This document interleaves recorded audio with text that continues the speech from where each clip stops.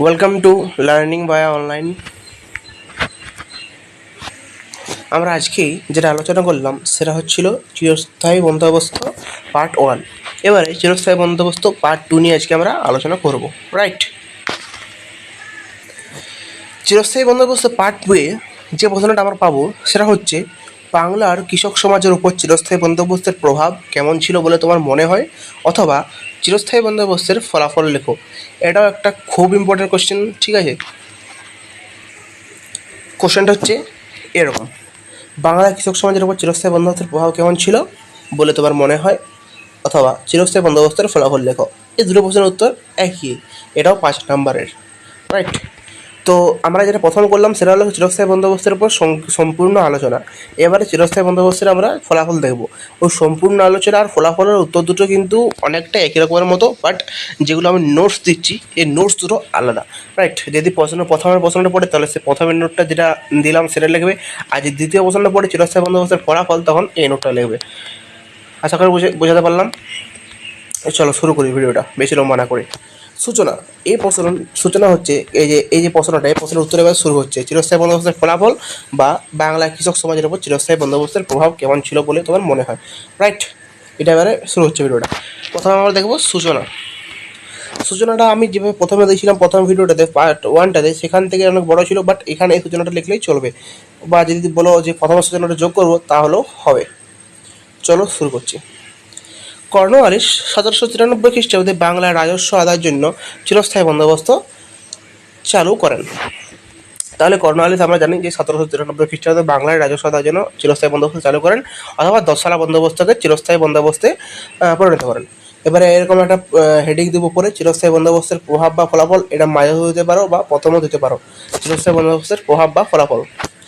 তারপরে প্রথম পয়েন্ট করবে জমিদারদের সমৃদ্ধি। চিরস্থায়ী বন্দোবস্তের প্রভাবে জমিদারদের সমৃদ্ধি বাড়ে। হ্যাঁ, এখানে কিন্তু আমরা অনেকটা কী করবো, পয়েন্টগুলো দেখে যাব। ঠিক আছে, পয়েন্টগুলো একদম সোজা পয়েন্ট, জলের মতো পয়েন্ট, সেগুলোকে বুঝবো শুধু, এবং মুখস্থ অটোমেটিক হয়ে যাবে। তুমি যদি খাতায় লেখো বোঝার পরে অটোমেটিক তোমার 70% মুখস্থ হয়ে যাবে, আর 30% তোমাকে পরে মুখস্থ করতে হবে। তাহলে কি, চিরস্থায়ী বন্দোবস্তের প্রভাব জমিদারদের সমৃদ্ধি বাড়ে, কৃষকরা জমিদারদের অনুগ্রহ নির্ভর হয়ে পড়েন। মানে কি, চিরস্থায়ী বন্দোবস্তের প্রভাবে জমিদারদের সমৃদ্ধি, যে জমিদারদের সমৃদ্ধি হয়, অর্থাৎ আমি কি বলেছিলাম, যে অর্থাৎ চিরস্থায়ী বন্দোবস্তের প্রভাবে অনেকগুলি সুফল হয়, অনেকগুলি কুফলও লক্ষ্য করা যায়। রাইট, তাহলে সুফল কি, জমিদারদের সমৃদ্ধি এখানে মানে ইয়ে হচ্ছে, বাড়ছে। ঠিক আছে, সুফল বলবো না, জাস্ট পয়েন্ট বলবো, ফলাফলটা বলছি আমরা। চিরস্থায়ী বন্দোবস্তের প্রভাবে জমিদারদের সমৃদ্ধি বাড়ে, কৃষকরা জমিদারদের অনুগ্রহ নির্ভর হয়ে পড়েন। এটা একটা খুব ছোট পয়েন্ট ছিল এবং খুব সহজে লেখা যাবে। সেকেন্ড পয়েন্ট তোমরা করবে কৃষকদের অবস্থার অবনতি। চিরস্থায়ী বন্দোবস্তের ফলে কৃষকের অবস্থার কোনো উন্নতি ঘটেনি। উঁচু হারে রাজস্ব নেওয়া হলে কৃষকের ওপর অতিরিক্ত করের বোঝা চাপে, তাছাড়া প্রায় নানা ধরনের বেআইনি কর অভাব, ঠিক আছে, নেওয়া হলে কৃষকদের অবস্থা আরও খারাপ হয়। চিরস্থায়ী বন্দোবস্তে কৃষকের সত্যকে খারিজ করে কৃষি শ্রমিক বা ভাগ চাষিতে পরিণত করা হয়, ফলে নানা দিক থেকে চাপ পড়ে অবস্থার উন্নতি ঘটতে থাকে। তাহলে কৃষকদের অবস্থার অবনতি কিন্তু মানে উন্নতি কিন্তু এই চিরস্থায়ী বন্দোবস্তে এই দিক থেকে ঘটেনি। এখানে এটাই বলা হয়েছে, চিরস্থায়ী বন্দোবস্তের ফলে কৃষকের অবস্থার কোনো উন্নতি ঘটেনি। উঁচু হারে রাজস্ব নেওয়ার ফলে কৃষকের উপরও অতিরিক্ত করের বোঝা চাপে। অর্থাৎ একটা কৃষক যত উঁচু হারে রাজস্ব নেবে, যত উঁচু হারে সে, যদি আমরা এখন যদি বলি, আমরা একটা লোক যদি বেশি উঁচু হারে লোন নিয়ে নেয়, সেটাকে শোধ করতে না পারে, তখন তার উপরে সুদটা কিন্তু আরও বেশি করে দেওয়া হয়। তাহলে কি, এই যে মানে উঁচু হারে রাজস্ব নেওয়া হলে কৃষকের উপর অতিরিক্ত করের বোঝা চাপে, তাছাড়া প্রায় নানা ধরনের বেআইনি কর, মানে নানা ধরনের যে বেআইনি করগুলো, সেগুলো কি মানে বেআইনি কর যেগুলো নেওয়া হলে কৃষকের অবস্থা আরও খারাপ হয়ে যায়। চিরস্থায়ী বন্দোবস্তে কৃষকের সত্যকে খারিজ করে তাকে কৃষি শ্রমিক বা ভাগ চাষিতে পরিণত করা হয়। ঠিক আছে, ফলে নানা দিক থেকে চাপে পড়ে অবস্থার অবনতি ঘটতে থাকে। এটি হচ্ছে কৃষকদের অবস্থার অবনতি কারণ। 3 নম্বর পয়েন্ট কি, 2 নম্বর পয়েন্ট করবে জমিদারের জমি নিলাম। জমিদারের জমির অধিকার জমিদারের দখলে থাকলেও বাস্তবে সমস্ত জমি চূড়ান্ত মালিকানা ছিল কোম্পানির হাতে।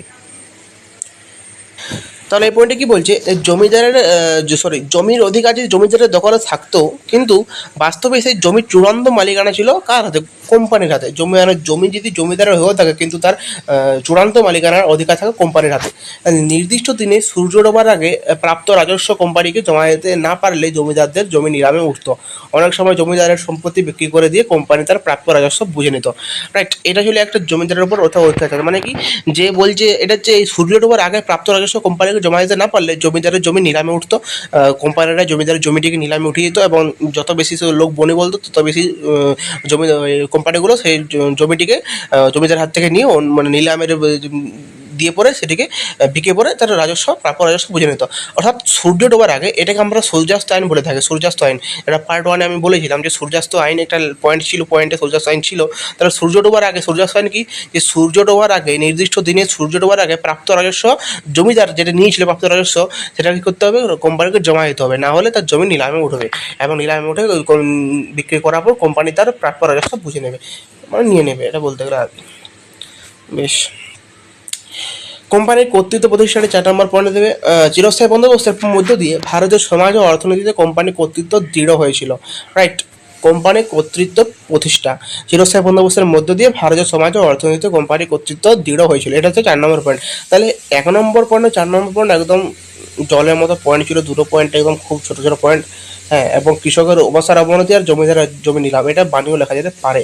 মানে একদম সোজা পয়েন্ট আমি তোমাদের জন্য তৈরি করে দিয়েছি, এবং কোনো অসুবিধা নেই। এটা হচ্ছে 5 নম্বরের নোট। রাইট, এটা হচ্ছে 5 নম্বরের নোট, এটা পার্ট 2টা। তাহলে চিরস্থায়ী বন্দোবস্ত কি আমরা সেটা জানি, চিরস্থায়ী বন্দোবস্ত কাকে বলে এটা আমরা পার্ট 1-এ আলোচনা করে দিয়েছি। পার্ট 1-এর ভূমিকার যে সেকেন্ড ওয়ারের পরে যে ভূমিকাটা ছিল, সেটা চিরস্থায়ী বন্দোবস্ত কাকে বলে 2 নম্বরে পড়লে বোঝা যাবে। এবং চিরস্থায়ী বন্দোবস্তের ফলাফল যদি পড়ে প্রশ্নটা, তাহলে তোমরা এখান থেকে লিখতে শুরু করবে, সূচনা থেকে লিখতে শুরু করবে।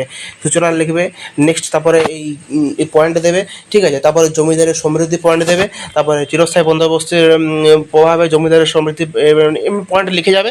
রাইট, তারপরে কৃষকের অবস্থার অবনতি পয়েন্ট দেবে, এবং এটা লিখবে। তারপরে জমিদারের জমি নিলাম পয়েন্ট দেবে, নেক্সট এটা লিখবে। তারপরে কোম্পানি কর্তৃত্ব প্রতিষ্ঠা এর পয়েন্ট দেবে, এটা লিখবে। এই 4টে পয়েন্ট লিখলে তোমাদের, আর সূচনাটা লিখলে 4+1, অর্থাৎ 4+1 5 নাম্বার পেজে তোমাদের কেউ আটকাতে পারবে না। কেমন? এটি ছিল আজকের ক্লাস। চিরস্থায়ী বন্দোবস্তের 2টি পার্ট আমরা আলোচনা করে দিলাম, এবং এই যে পিডিএফটা আমি তোমাদেরকে ওই ডিসক্রিপশানে দিয়ে দেবো, পিডিএফটা ডাউনলোড করে নেবে। বা যদি পিডিএফটা না ডাউনলোড করতে চাও, তোমরা ভিডিও থেকে পজ করে করে এটা, ঠিক আছে, আমি মুছে নিচ্ছি। এইটা পজ করে তোমরা কিন্তু এটা দেখে নেবে। রাইট, তোমরা কিন্তু এখান থেকে লিখে নেবে, অর্থাৎ খাতায় নোটটি লিখলেই কিন্তু জোর করে পড়ে লিখতে হবে, তাহলে কী হবে, তোমাদের নোটটি 70% মুখস্থ হয়ে যাবে। যেমন এমন করে জোর করে পড়বে যেমন ওটা তোমাদের পাড়া শুনতে হবে, ঠিক আছে? ওকে, তাহলে কি এটা পড়তে হবে এবং বোর্ডে মুখস্থ করতে হবে, খুব ইম্পর্ট্যান্ট কোয়েশ্চেন একটা, এবং এই প্রশ্নটা আমি তৈরি করেছি তোমাদের জন্যই। তাহলে চিরস্থায়ী বন্দোবস্তের পার্ট 1 পার্ট 2 হয়ে গেল। এবারে আমরা নতুন টপিকে যাব, ঠিক আছে, মানে নতুন একটা প্রশ্ন নিয়ে আরও আসবো। তো আজকের মতো এখানে শেষ করছি ভিডিওটা। সকলে ভালো থাকো, সুস্থ থাকো এবং পাশে থাকো। রাখছি, কেমন?